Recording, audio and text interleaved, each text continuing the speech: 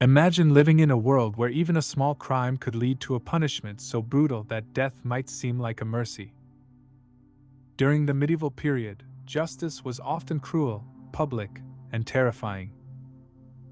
Punishments were not only meant to hurt criminals, but also to scare everyone else into obedience. Today we will explore some of the most disturbing and brutal punishments used in medieval Europe.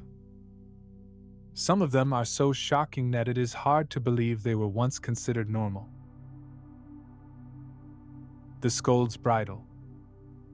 One of the strangest punishments was called the scold's bridal.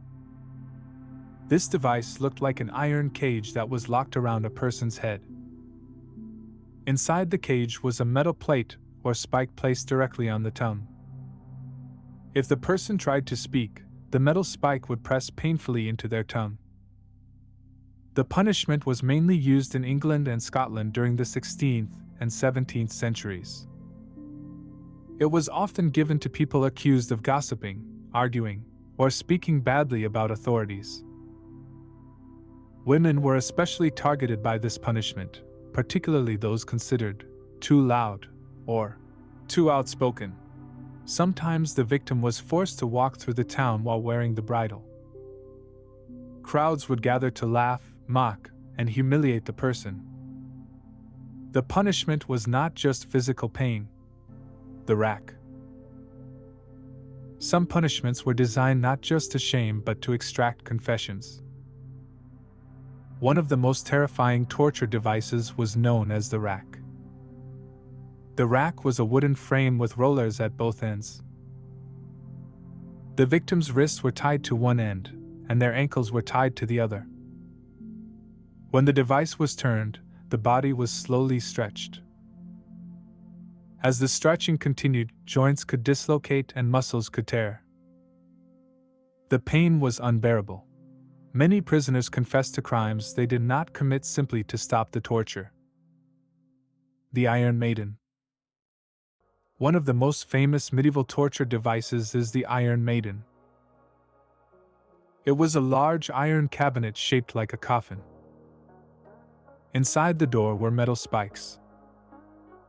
When the door closed, the spikes would pierce the victim's body. The spikes were placed carefully so they would not immediately kill the person. Instead, the victim would slowly bleed and suffer. Historians still debate whether the Iron Maiden was widely used or if some examples were created later for display. But the idea itself shows how terrifying medieval punishments could be. The breaking wheel. Another extremely brutal punishment was the breaking wheel. In this punishment, a person was tied to a large wooden wheel. The executioner then used a heavy hammer or iron bar to break the person's bones. Starting with the arms and legs, each limb was smashed one by one. Sometimes the victim was left on the wheel for hours or even days before finally dying. The wheel was often displayed in public as a warning to others. It served as a powerful reminder of what could happen to anyone who broke the law. Trial by ordeal. In medieval Europe, sometimes guilt or innocence was decided in a very strange way. It was called trial by ordeal. Instead of evidence or witnesses, people believed that God would reveal the truth through a test of pain. One common ordeal involved boiling water. The accused person had to reach into a pot of boiling water and pull out a stone or metal object. Afterward, their hand would be wrapped in bandages. If the wound healed well after a few days, the person was declared innocent. But if the wound became infected or looked bad, it meant they were guilty. Another version involved walking over hot iron. The accused person had to carry a glowing piece of iron for several steps. Again, the healing of the wounds supposedly showed whether God believed they were innocent. Today, this seems extremely irrational. But during the Middle Ages, many people truly believed that divine power would protect the innocent. The stocks. Another common punishment was known as the stocks. The stocks were wooden boards placed around a person's ankles, sometimes also the wrists. The criminal would sit on the ground in a public place, unable to move. This punishment could last for hours or even days. Just like the pillory, the real punishment came from the crowd. People would throw vegetables, mud, or even worse things. Children sometimes treated it like a game, mocking the prisoner and laughing. The goal was humiliation. In medieval society, reputation and honor were extremely important. Public shame could destroy a person's social life completely. The fear of authority. Punishments like these were not only about crime. They were also about control. Kings, nobles, and local authorities needed ways to maintain order in a time when police forces barely existed.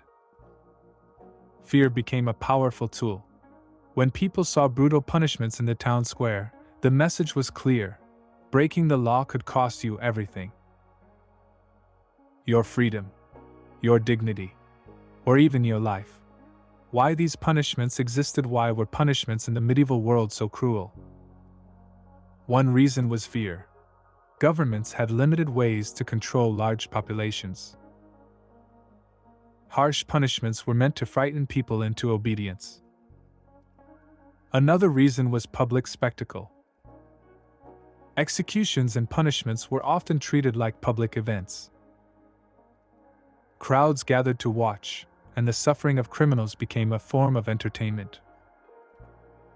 Finally, many societies believed that harsh punishment was necessary to maintain order and justice. Final thoughts. Looking back at medieval punishments can feel shocking and disturbing. But history teaches us something important. Systems of justice evolve over time. What people once believed was necessary for order now seems cruel and inhumane. Understanding these dark parts of history helps us appreciate the progress societies have made. And it reminds us why fairness, evidence, and human rights are so important in modern justice systems.